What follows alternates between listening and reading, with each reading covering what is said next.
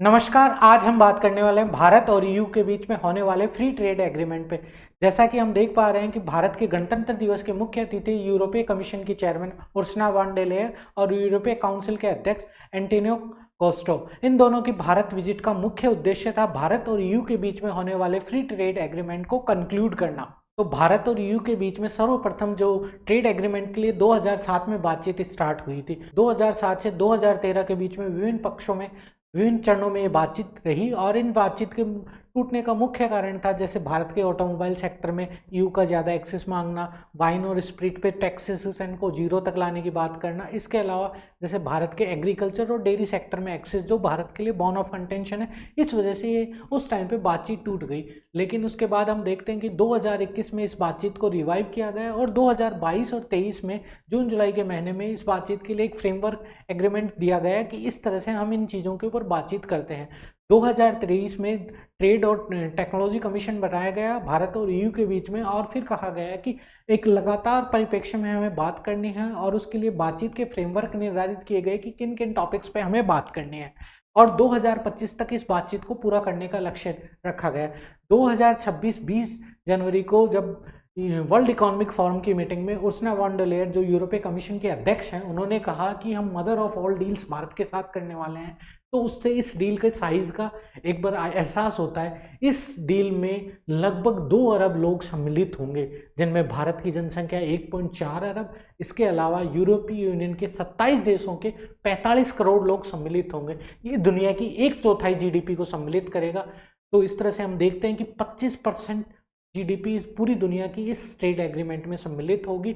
साथ में हम देखें कि दुनिया में इस तरह का कोई समझौता नहीं है जो 25% जीडीपी को 1/4 जीडीपी को कवर करता हो। इस व्यापार समझौते की आड़ से दोनों पक्षों के बीच में जो व्यापार है वो ऐतिहासिक लेवल पे पहुंच चुका है। दोनों पक्षों के बीच में जो सम्मिलित व्यापार है इस टाइम पर 136 अरब डॉलर का रहा है। अगर हम इस समझौते की बात करें तो इसमें सिर्फ टैरिफ पे बातचीत नहीं गई है, ये समझौता 24 अध्यायों में फैला हुआ है। और जैसा कि हम देख पा रहे हैं कि पिछले एक साल पहले तक इसमें सिर्फ 9 अध्यायों पे बात की गई थी, लेकिन एक साल में जिस तरह के जियोपॉलिटिकल इवेंट्स हुए उस वजह से इसमें एक अभूतपूर्व तेजी देखी गई है और ये समझौता 2026 में साइन किया जा रहा है। इन्वेस्टमेंट के हिसाब से देखें तो भारत यूरोपीय यूनियन का बहुत सा बड़ा पार्टनर रहा है। यूरोपीय यूनियन ने लगातार भारत में इन्वेस्टमेंट किए हैं और एफडीआई के हिसाब से देखें तो भारत में 2023 तक लगभग 140 अरब यूरो का इन्वेस्टमेंट हुआ है यूरोपीय यूनियन के द्वारा। अब हम उन जियोपॉलिटिकल सिचुएशन की बात करते हैं जिसने इस एफटीए को जल्दी से पूरा करने में योगदान दिया है। हम देख रहे हैं कि अमेरिका के राष्ट्रपति ट्रंप का एक अनिश्चितकालीन रवैया। दूसरा, हम देखते हैं कि यूरोप के अंदर जो एक जंग चली आ रही है रूस और यूक्रेन के बीच में पिछले लगातार 4 सालों से, तथा चीन का जो इकोनॉमी माइट धीरे धीरे फैलता जा रहा है, उस वजह से दोनों पक्षों को, चाहे यूरोप यूनियन हो और या भारत हो, उन दोनों के बीच में इस तरह की सहमतियां बनी कि हमें अपने लिए नए मार्केट खोजने पड़ेंगे और उस नए मार्केट के लिए दोनों देशों ने इस एफटीए को जल्दी से जल्दी पूर्ण किया, क्योंकि यूरोपीय यूनियन भी चाहता है कि उनके लिए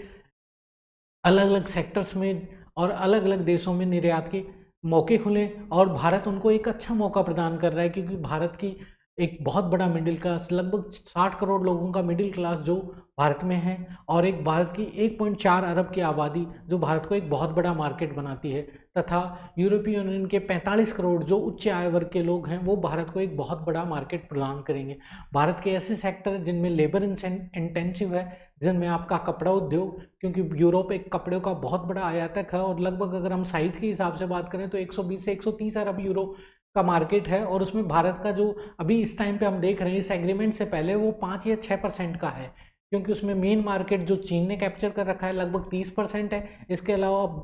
पाकिस्तान और बांग्लादेश ने लगभग 20% का मार्केट कैप्चर कर रखा है, क्योंकि पाकिस्तान और बांग्लादेश को जीरो टैरिफ पे वहाँ निर्यात करने की अनुमति है। अब इस एग्रीमेंट के द्वारा हम देखते हैं कि भारत को भी 0% पे निर्यात करने की अनुमति मिल जाएगी, तो हम उस मार्केट में एक बड़े प्लेयर बनने की हमारी उम्मीद है। इसके अलावा भारत के जेम्स एंड ज्वेलरी सेक्टर के लिए अलग से बहुत अच्छे मौके निकलने की उम्मीद है। धीरे धीरे हम देख रहे हैं कि इस व्यापार समझौते में जैसे जैसे बातचीत बढ़ती गई, भारत के विभिन्न सेक्टरों से लोगों ने यूरोपीय यूनियन के देशों के साथ बातचीत करना शुरू किया। इसमें हम देखते हैं कि भारत के डिफेंस सेक्टर के मैन्युफैक्चरिंग एसोसिएशन के लोगों ने दिसंबर 2025 में यूरोपीय यूनियन के जो मुख्यालय ब्रुसेल्स वहाँ का दौरा किया। इसके अलावा भारत का जो यूरोपीय यूनियन के साथ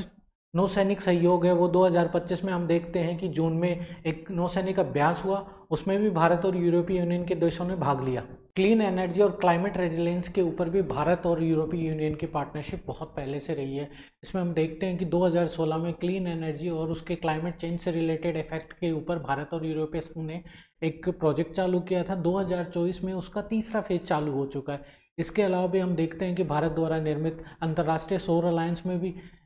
यूरोपीय यूनियन शामिल है, और उसके अलावा